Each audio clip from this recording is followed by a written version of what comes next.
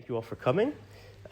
Just to explain how it's going to work tonight, we'll have 3 talking sessions explaining what is mindfulness, why someone would do it, and how it kind of works. And in between those 3 sessions, we'll do 2 short meditations, no longer than 10 minutes. Okay?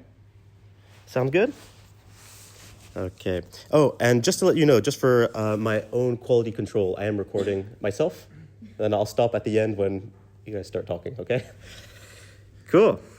So, introduction to mindfulness. What is mindfulness?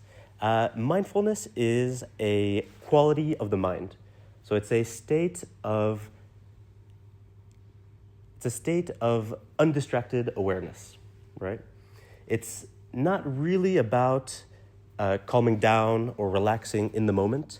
It's more about learning to observe your own mind. What do I mean by undistracted? So it's a state of clear, non-judgmental attention to the contents of consciousness. In other words, we're paying close attention to the flow of our experience in each moment. The challenge with this is to not try to modify it, to not try to grasp at what is pleasant or push away what is unpleasant, right? So we're actually doing less than what we're normally doing. We're being less distracted in the midst of everything that is already happening on its own. So again, it's not thinking more clearly, but it's about experiencing more clearly. Let's give it a try. And it's a sort of thing where with experience, it makes more sense. All right? So let me start a timer.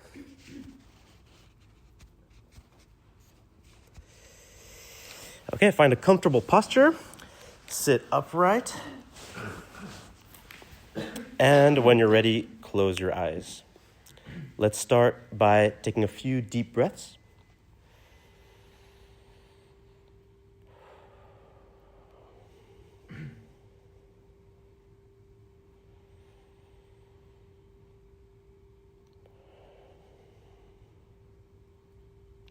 Okay, gradually become aware of the sensations of breathing. Notice where you feel the breath the strongest, either at the tip of the nose or the rising and falling of your chest or abdomen.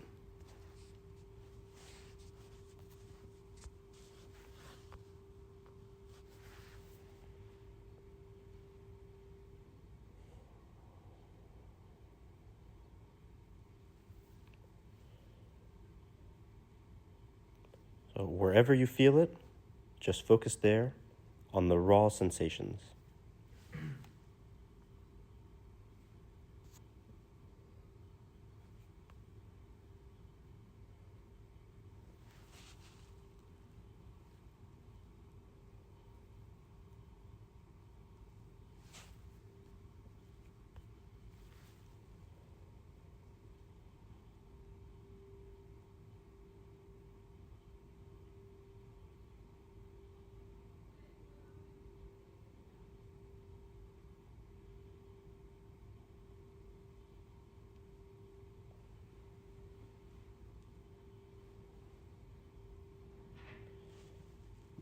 Let your breath come and go naturally. No need to control it. If it is deep, that's fine. If it's shallow, that's fine. Just feel these sensations as closely as you can.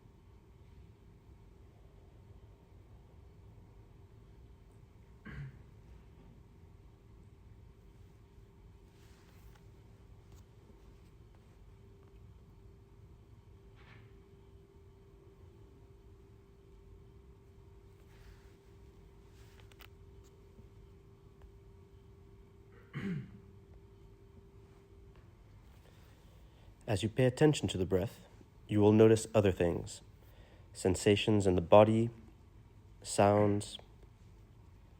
Notice these things too, and then come back to the feeling of breathing.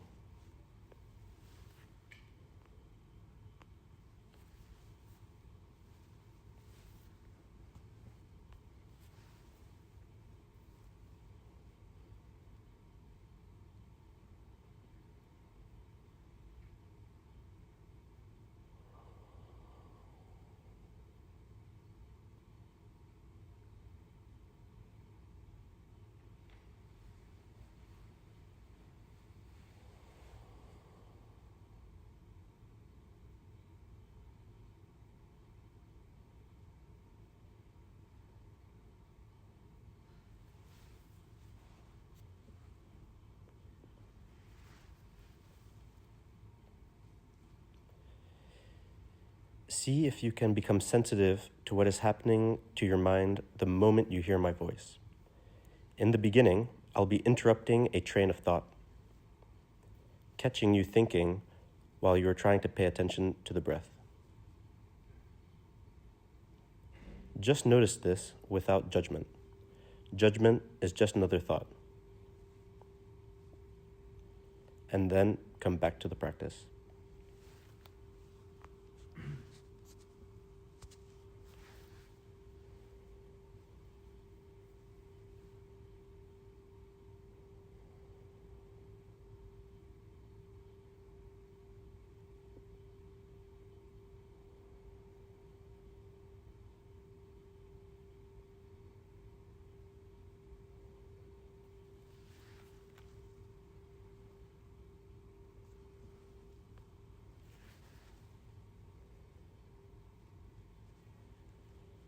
The moment you become aware you are thinking, with images or language, observe the thought itself, and then come back to the sensation of breathing.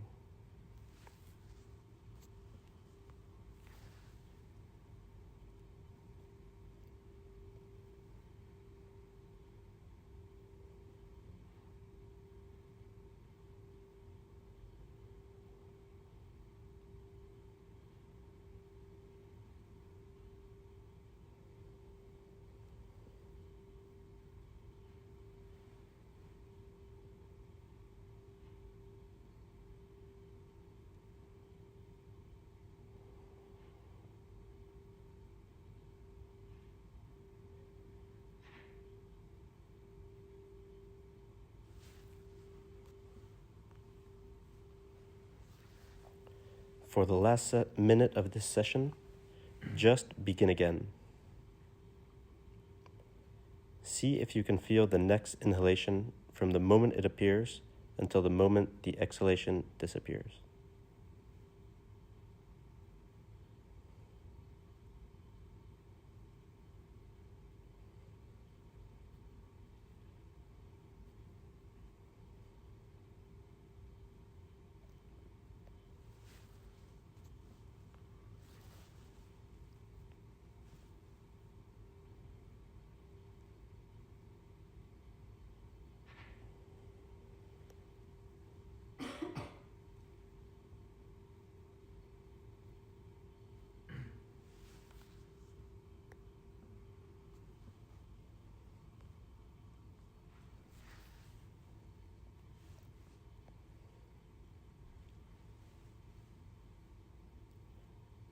You've just started something that is deceptively simple, but extraordinarily profound. It is impossible to exaggerate how deep and interesting and transformative this simple practice of paying close attention to your experience can become. Well done. You can open your eyes when you're ready.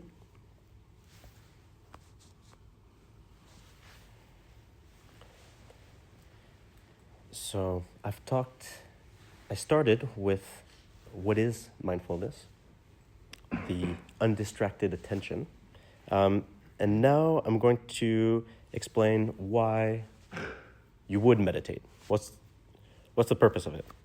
Well, the punchline is that the quality of your mind determines the quality of your life. So some people have really hard lives, for example, living in poverty, and are very content. Maybe you've met some of these people. Maybe you have some of these people in your life, or while traveling you met these people. While others have all the luck in the world and are super miserable. All right? I've certainly met the first kind of people, and for the second kind of people as well, that is, I don't have to go far. I was that miserable person a couple of years ago. Some of you know my struggles with addiction, and meditation is the tool. Mindfulness is the tool I use to not fall back into that destructive thinking. So it's meditation is really training our mind to be happier, to be more content. We already know what it's like to have an untrained mind. It's what allows us to be, even when everything is fine, to be thinking about what we have to do, what we want to do, what we wish we hadn't done. And with an untrained mind, we spend very little time being content, being focused in the present. And because of this, we often fail to connect with others. So mindfulness is a way to correct this. We are practicing the habit of, we're practicing breaking this habit of being lost in thought without realizing we're thinking. All right? And we're doing this not just for the meditation, but to see benefit throughout our daily life. All right? Let's try again breaking this habit. So go ahead and find a comfortable seat. We're going to go for a second sip. So sit as straight and comfortably as you can, and close your eyes. And once again, become aware of the sensations of sitting. Become aware of your arms by your side. And take a few deep breaths.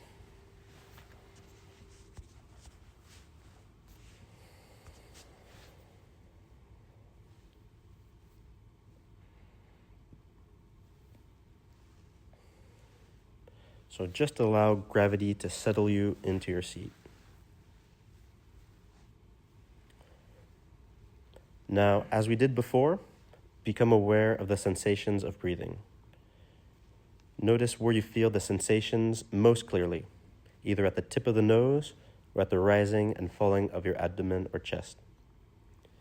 It doesn't matter where you pay attention to, but for the moment, pick one spot and focus there.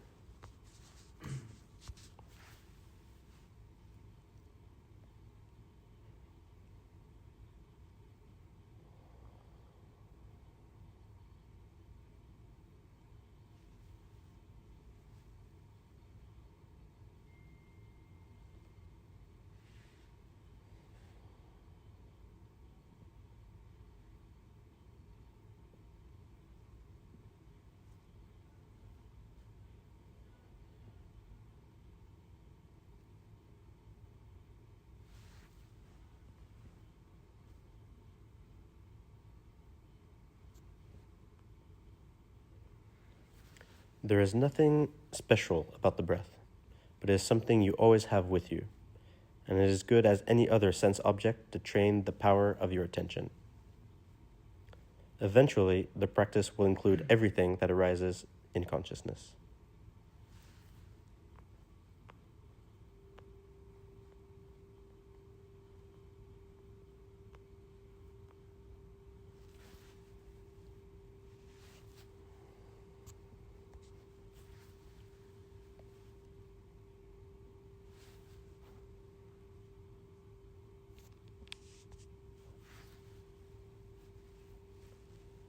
Just feel the mere sensations of breathing, from the moment of the inhalation to the pause between breaths to the end of the exhalation.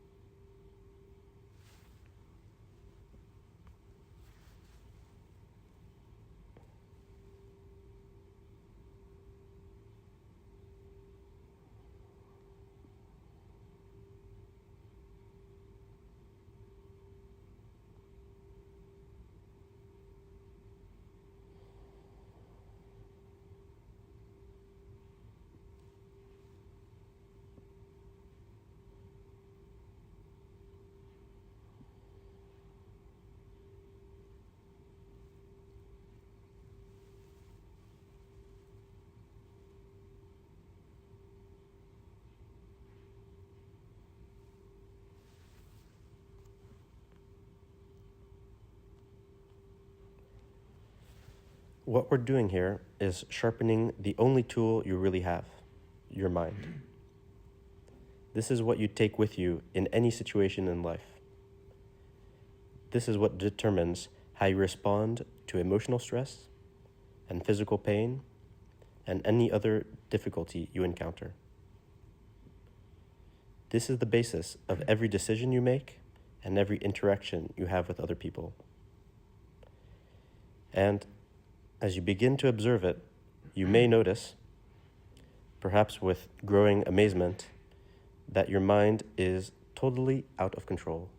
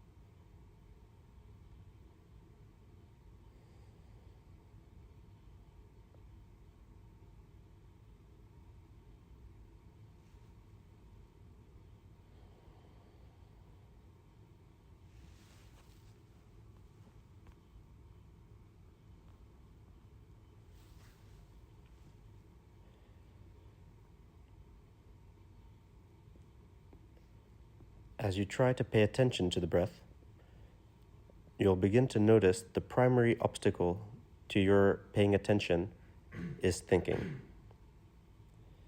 Thoughts continually arises, and you forget you are even trying to meditate at all. And this happens over the course of mere seconds.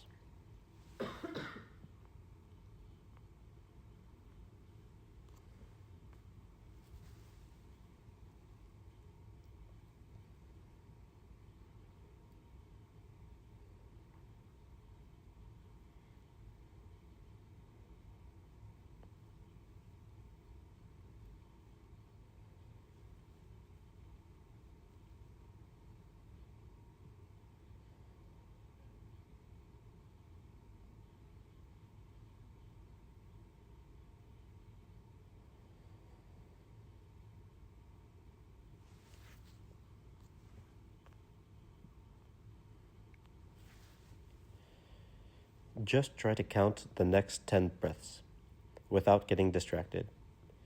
You can silently, in your mind, count 1 on the inhalation and 1 again on the exhalation, and then 2. See if you can get to 10.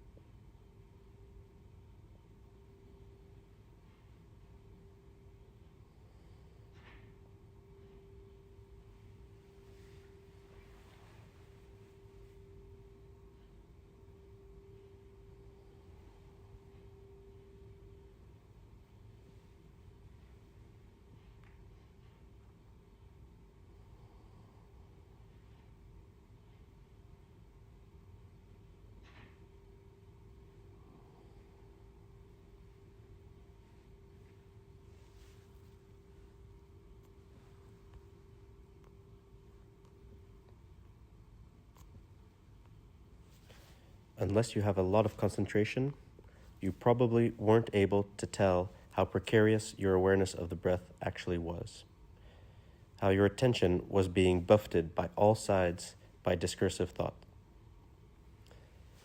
Now, the goal isn't to stop your thoughts or suppress any emotion that arises with them. It is rather to notice these mental events clearly and to experience them fully, more fully in fact. To recognize them as appearances in consciousness the moment they arise. But this is generally a very hard thing to do in the beginning. So, for the time being, the moment you discover that you're thinking, just observe it and come back to the breath.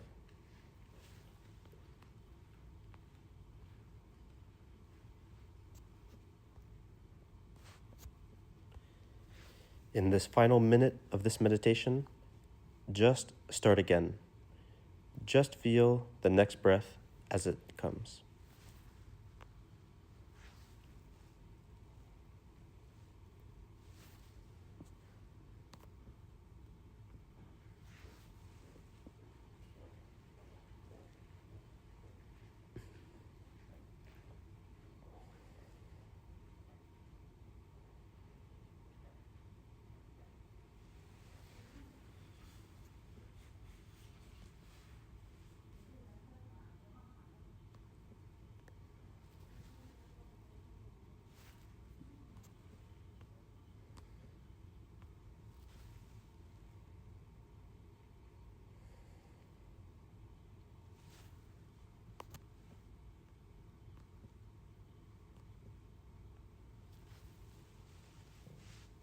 Okay. Take a moment to take stock of how you are feeling. Whether you're tired or restless or calm, whether your experience was pleasant or unpleasant, wasn't really the point. What you are learning here is a new skill. And unless you are coming here already knowing how to meditate, you can't expect to do it well in the beginning. As your practice develops, you'll see that you do less, not more, than you normally do. You are not adding something to your experience in the present moment. Rather, you're simply becoming less distracted. The purpose of meditation is to discover what your mind is like when you are no longer identified with the contents of your thoughts. And to make progress, you simply need to be willing to begin again. Well done. When you're ready, you can open your eyes. Okay, that was a little bit longer. So, we talked about why we meditate in the last pause. And the punchline was the quality of your mind determines the quality of your life. Now I want to explain how it works. Last week, Tommy talked about anger as an example. Let's revisit that.